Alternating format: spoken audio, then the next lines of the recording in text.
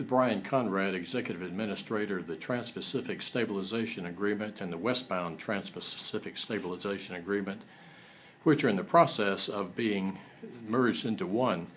Brian, what is the current status of this? The agreement amendment was filed back in December 2012 with the FMC, and we've been working with the FMC over the last few months to clarify some questions that they had, and we think that the process is moving ahead as scheduled now, and the effective date, the target effective date is April the 14th. We believe that will go ahead as scheduled, so in about 2 weeks' time the two agreements will be merged into one. And why is this being done? If you look back at the Transpacific Trade on the westbound and eastbound side, we've had two separate agreements for many, many years now, and the agreements have had to deal only with their own individual trade dynamics. So the eastbound side has only been able to talk about one direction, the westbound the other direction. The westbound trade is a very depressed trade. The market dynamics are such that the carriers are never able to get decent load factors because of the nature of the trade, and the rates are fairly depressed because it is still a backhaul trade, even though exports are strong and growing.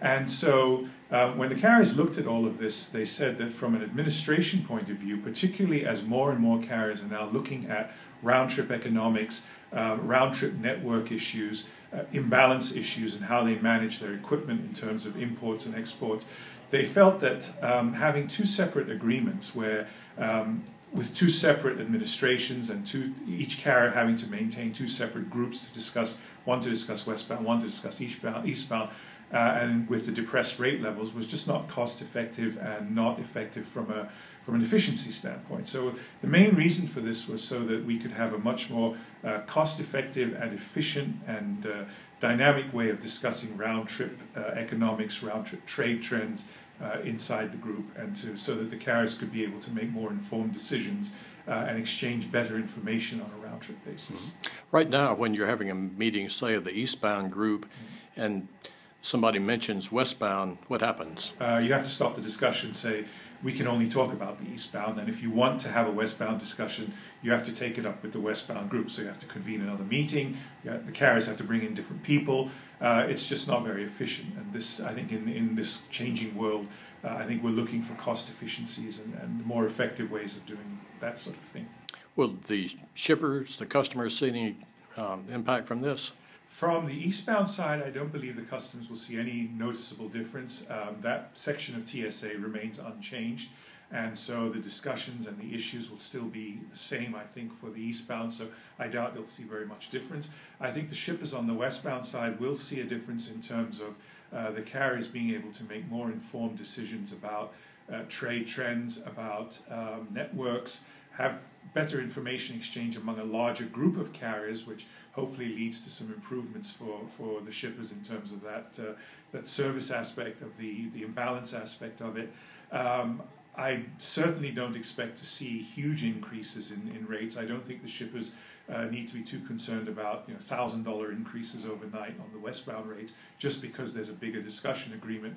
I think the carriers recognize that the fundamentals of the westbound trade will still play a very important part in terms of how the rates are going. I think the carriers would like to see some more stability on the westbound and some reasonable improvement in the westbound rates. But I think the biggest change that the shippers will see will be in terms of just better discussion, better overall high-level decision-making and understanding of the dynamics of the round-trip economics and the round-trip trade trends. Will the shipper advisory committees on the eastbound and westbound remain in place? Yes, absolutely. We're very committed to continuing with the engagement with shippers. We see a real benefit to having a forum where shippers can bring issues to the attention of the group. And so it's definitely our intention to continue with shipper forums. We're not sure of the exact format yet. That's something we have to wait till the agreement takes effect and we can start discussing.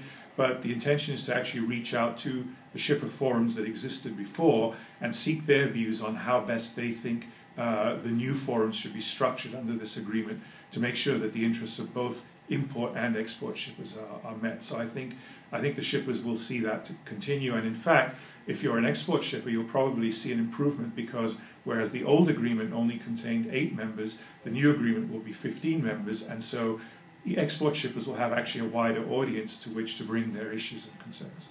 The TSA has ability, its members do, to use this discussion agreement to discuss market trends, but not capacity. What generally are you seeing, are your members seeing, for the market in the year ahead? We see the eastbound market, the import market, probably increasing in demand by between 2 and 4%. I think the most optimistic forecasts are around 4%. It's a modest increase, but if you look at it compared to 2012, where the increase was pretty much flat over 2011, it's a positive trend, and we're pleased to see that. We think exports will probably grow by a bit more. The growth of China as a consumer economy, I think, will lead to that. So we're probably looking at exports growing by somewhere between 3.5 to 4%. So it's a good growth there. If you look at the relative sizes of the market, of course, there's still going to be that imbalance, but it's encouraging to see exports improving. Against that, of course, there's always the issue of the global increase in capacity, which I think the carriers will have to deal with. They have a double challenge this year. One is how to manage increased capacity against a modest growth in demand. By the same token, they have to try and improve their rates, because certainly the level of rates that exists in the trade today, if they stay that way, they're not going to be sustainable. So the carriers have to work towards trying to improve that, while at the same time working to manage that supply-demand balance.